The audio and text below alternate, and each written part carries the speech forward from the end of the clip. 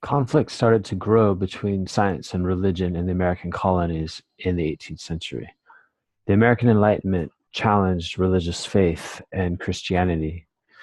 Intellectuals such as Benjamin Franklin, pictured here, spread ideas of secular rationalism. I'll talk about that, what that means in a minute.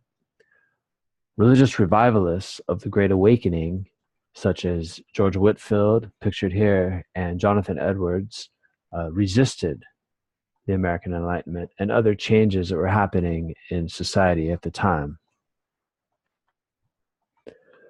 So the American Enlightenment was throughout the 1700s and also known as the Age of Reason. It was a new approach to learning and research through experimentation by employing the scientific method to evaluate data and to make observations and challenge hypotheses. It was secular, meaning non-religious, and also rational, meaning based on reason.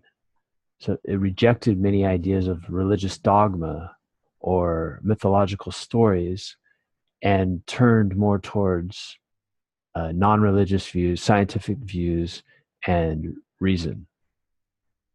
It was an application of the scientific method not only to the natural world, but also an extension of scientific reasoning and rationalism to politics and society to try to make a better form of government and to deal with social problems and improve society. And here we see a picture of Benjamin Franklin, who is a prime representative of the American Enlightenment. In contrast, the Great Awakening in the 1730s through the 1760s in the American colonies was a series of local spiritual revivals in colonial America, promoted more of an emotional and personal Christianity. So it rejected a lot of the ideas of the American Enlightenment, but it was also challenging the formal education requirements of preachers and churches. It was undermining the religious authority. It was challenging the traditional structures of religion in American society. Revivalists supported religious liberty and an end to state-supported religion. They were taking up a lot of the ideas that Anne Hutchinson and Roger Williams had talked about a century before.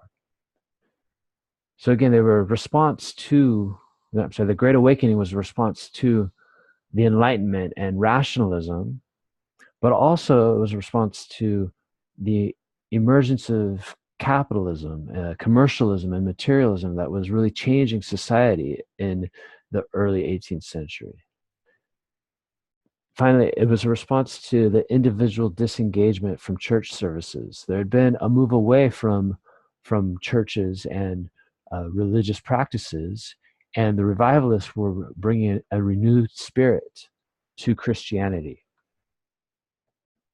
So some of the impact of the Great Awakening included new ideas of religious freedom, tolerance, and pluralism, multiple religions emerging and splitting away from traditional forms of Christianity, new congregations splitting apart with disagreements over the direction of their particular church.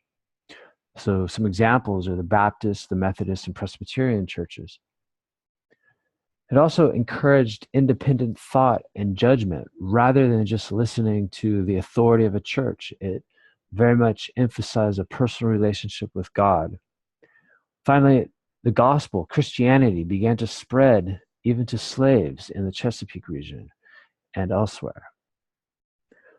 Overall, religion was becoming more widespread in a new way, moving people away from strict authoritarian churches and more towards a personal relationship and connection to God.